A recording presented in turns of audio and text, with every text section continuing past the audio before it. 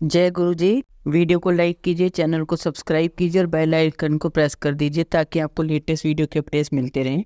जय गुरु जी। आज मैं आप सबके साथ जो सत्संग शेयर करूंगी वो आप सब में से ही एक हैं जिन्होंने हमारे साथ अपनी डिवाइन जर्नी शेयर करी है और हमें बहुत अच्छा लग रहा है कि आप सब हमें इतने प्यारे प्यारे सत्संग भेज रहे हैं।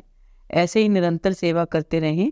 आज जो आप सत्संग सुनोगे वो अरविंदर कौर आंटी जी का है और आंटी जी मोहाली से हैं। बहुत ही अच्छा सत्संग शेयर करा है आंटी जी ने।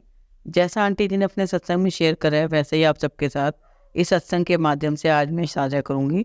और हमारी छोटी सी कोशिश ये रहती है ये ब्लेस सत्संग हम आपको सुनाते हैं वो हर घर तक पहुंच सके और सब संगत सत्संग सुने और ब्लेस हो सके। इसलिए सब संगत सत्संग के अंत तक बने रहना, सत्संग को बहुत ध्यान से सुनना और सत्संग को बीच में ना छोड़े, क्योंकि सत्संग सुनने वाले का भी कल्याण होता है और सत्संग करने वाले का भी। और हो सकता है जो आज आप सत्संग सुने उससे आपको अपने कई सवालों के जवाब आज आपको मिल जाए। तो चलिए सत्संग शुरू करते हैं। जय गुरु जी। जय गुरु जी। मेरा ये पहला सत्संग है। मैं गुरु जी के साथ अगस्त में जुड़ी थी। मुझे यूट्यूब पे नोटिफिकेशंस आती थी। एक दिन में अधिक नोटिफिकेशन आनी शुरू हो गई। फिर मैंने सोचा चलो एक वीडियो खोल के देखती हूँ। गुरु जी की प्यारी संगत का सत्संग था, वो मुझे बहुत अच्छा लगा। मैं इमोशनल अटैच हो गई। कुछ फैमिली टेंशन्स का प्रेशर था, इसलिए मैं कुछ ज़्यादा ही परेशान रहती थी और आज भी मैं परेशान रहती हूँ संगत जी। फिर मैं सारा दिन गुरु जी के सत्संग सर्च करने लगी, बड़े मंदिर की डिटेल्स जानने लगी। गुरु जी कैसे अपने मंदिर बुलाते हैं, कैसे सबकी परेशानियाँ अपने ऊपर लेते हैं।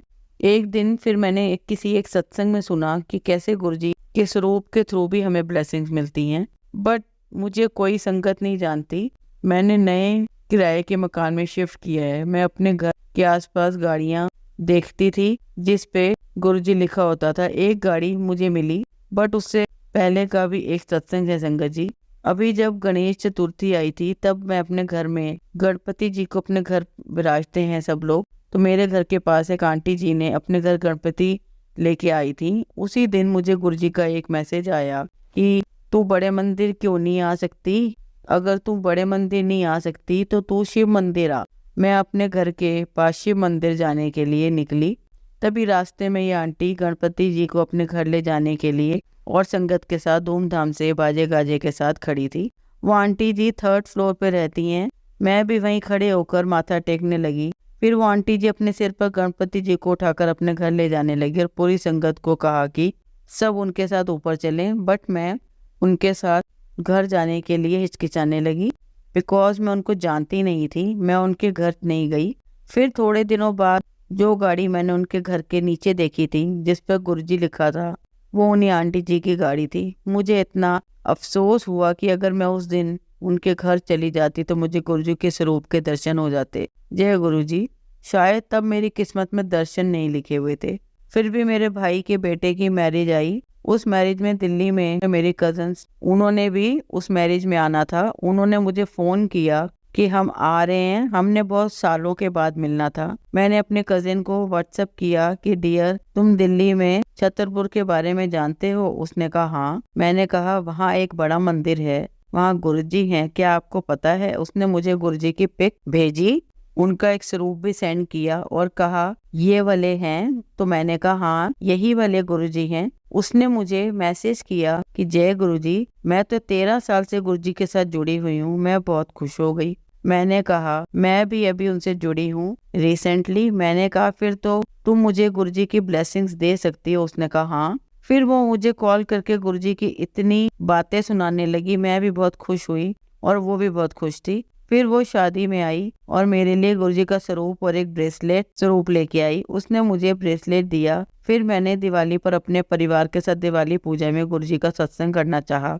कि खुशी खुशी गुरुजी का सत्संग करूंगी। पर मेरी बुरी किस्मत कह लो कि दिवाली पूजन से पहले ही मेरे पति के साथ मेरी इतनी लड़ाई हुई कि हम दोनों में मनमुटाव हो गया। उन्होंने गुरुजी को बहुत बुरा भला बोला। वो जिनको मानते हैं मैंने उनको बहुत बुरा बोला। फिर क्या था संगत जी, मेरे अंकल जी पूजा में नहीं बैठे। मैं और मेरी बेटी हम दोनों ने ही दिवाली में पूजा की गुरुजी की और सत्संग भी किया। पूजा से पहले गुरुजी का मैसेज था कि दिवाली में अपने नाल माता लक्ष्मी नू तेरे घर लेके आवांगा।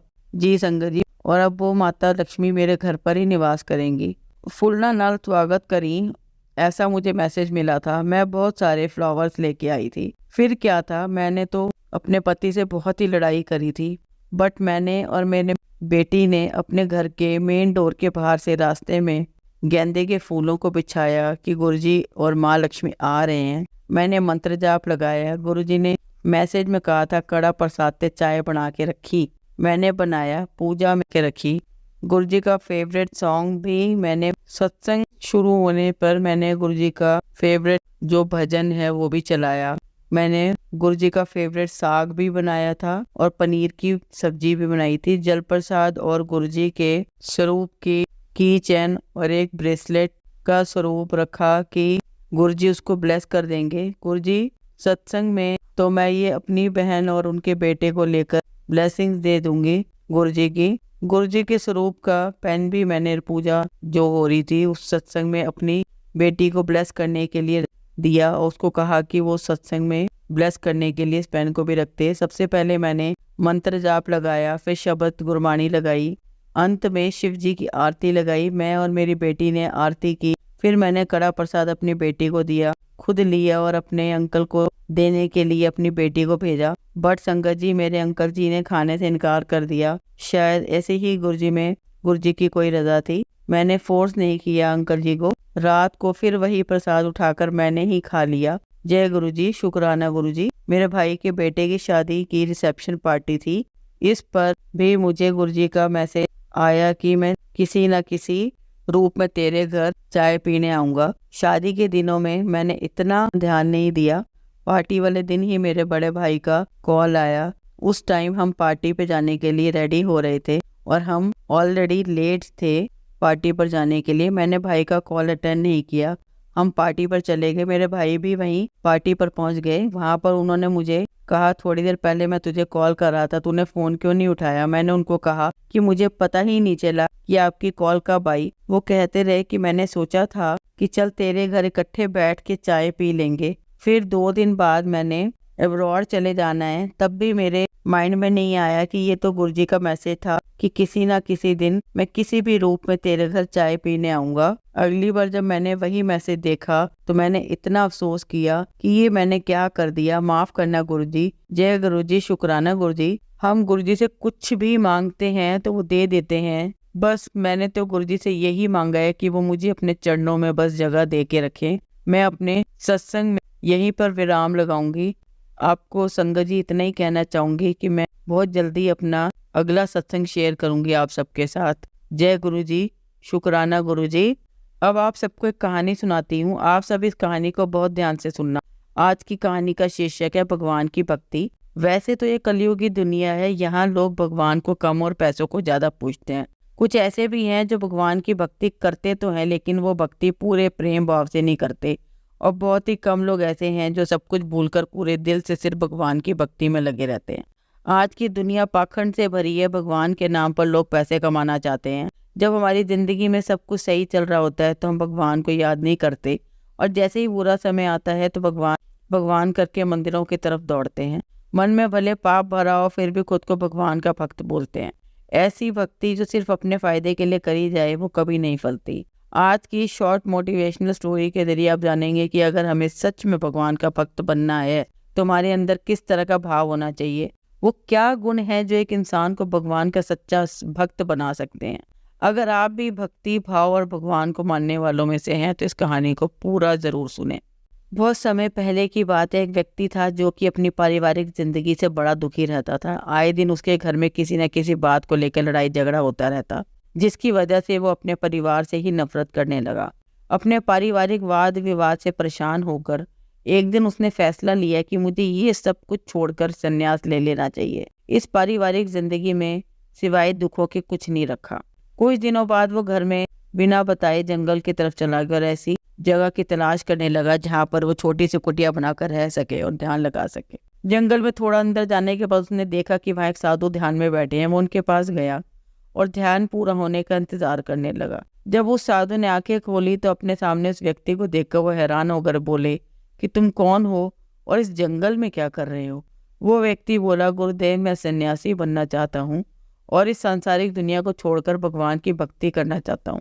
कृपया आप मुझे अपना शिष्य बना लीजिए। उसकी बात सुनकर साधु बोले, अच्छा ये बताओ, क्या तुम अपने परिवार में किसी से प्यार करते हो? वो बोला, नहीं, पारिवारिक जीवन दुखों से भरा है, मैं अब किसी से प्यार नहीं करता। साधु ने फिर पूछा, क्या तुम्हें अपने माँ बाप, भाई बहन, पत्नी, बच्चों, पड़ोसियों, किसी से भी लगाव नहीं है? व्यक्ति बोला, गुरुदेव, इस दुनिया में हर कोई मतलबी है, जब तक मतलब होता है तब तक हर कोई पूछता है। यहाँ हर कोई स्वार्थी है, इसलिए मुझे किसी से लगाव भी नहीं है, और इसलिए ही मैं सब कुछ छोड़कर संन्यास लेना चाहता हूँ, भगवान की भक्ति में खुद को समर्पित कर देना चाहता हूँ। उस व्यक्ति की बात सुनकर साधु बोले, मैं तुम्हें अपना शिष्य नहीं बना सकता, क्योंकि तुम्हारा मन अशांत है और तुम्हारे दिल में किसी के लिए प्यार नहीं है। अगर तुम्हें अपने परिवार से प्रेम होता तो मैं उसे बढ़ाकर भक्ति में लगा देता। अगर तुम्हारे अंदर लोगों के प्रति लगाव होता तो मैं उसे भी बढ़ाकर भगवान की भक्ति में लगा देता। लेकिन तुम्हारा मन बहुत कठोर है। कठोर इंसान कभी मन से, दिल से भगवान को प्राप्त नहीं कर सकता। बिना प्रेम भाव के भगवान की भक्ति करना सिर्फ समय की बर्बादी है। मैं किसी पत्थर से झरना नहीं बहा सकता। तुम यहाँ से जाओ, अपने परिवार के साथ समय बिताओ। जब तुम्हारा मन शांत होगा और अपने परिवार के प्रति तुम्हारे अंदर प्यार होगा तो तुम्हारा जीवन सुखी हो जाएगा। तब तुम खुद को ऊपर वाले की भक्ति में लगा सकते हो।